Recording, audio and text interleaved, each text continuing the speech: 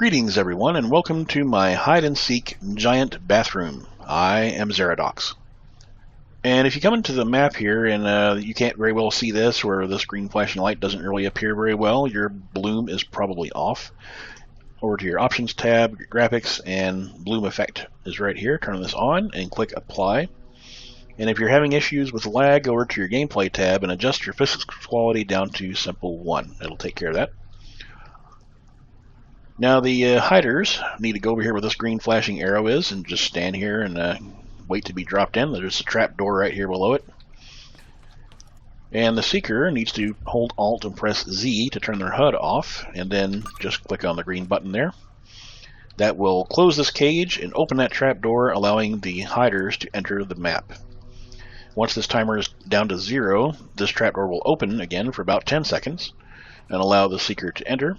If you don't make that 10-second window, then you can press this red button again, which right now stops the timer, but once it's down to 0, it will allow this trapdoor to open one more time, at least one more time. I think you can keep opening it, actually. Haven't actually tested that part, but the blue button here resets.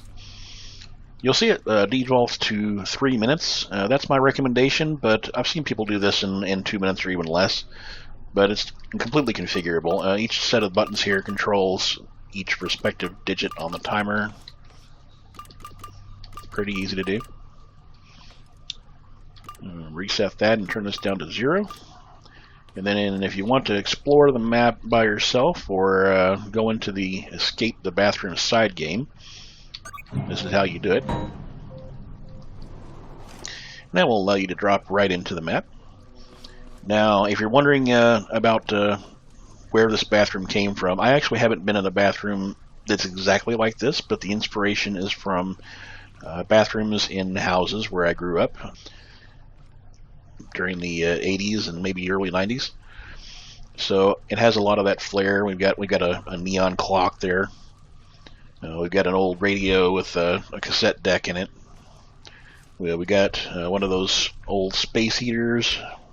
I think these are actually from the 60s probably, but I saw them in a lot of houses when I was growing up, particularly in my grandparents' homes. And version 2, I've also added these jump pads, which is really just made of spud guns, but you don't really have jump pads in Scrap Mechanic, not that can launch you that high anyway. So we'll just use this, and that's pretty high there.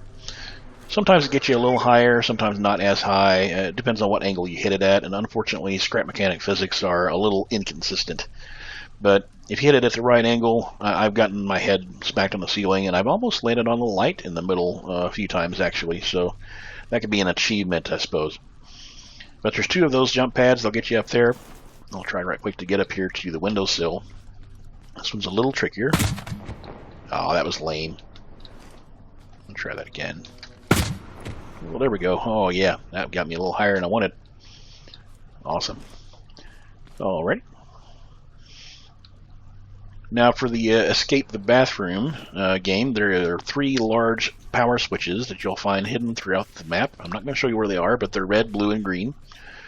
And if you hit one of those, it will open up a console. It'll just kind of rise out of the floor here in the middle.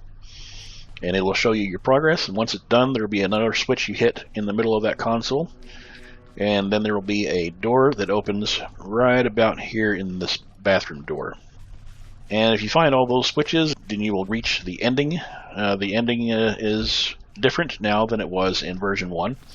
Version 1 just had a boring dark hallway, but this one has a very different ending. Can't tell you about it. You'll have to go and experience it for yourself.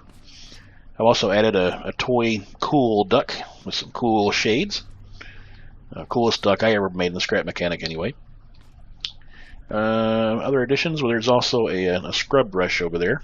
You have to be pretty big to need a scrub brush that size. I believe that's about all the additions I can talk about without spoiling any more of it. So if you guys have any other suggestions or comments or ideas for the future of this map or the future of other maps. Yes, that's right. I'm actually working on another map right now as of this recording. And so if you have any comments or suggestions on that, I'd like to hear it. I've actually got quite a few ideas for a lot of other maps that will work in this giant house series. So feel free to leave notes in the description, either on Steam or on YouTube, and I'll see you next time.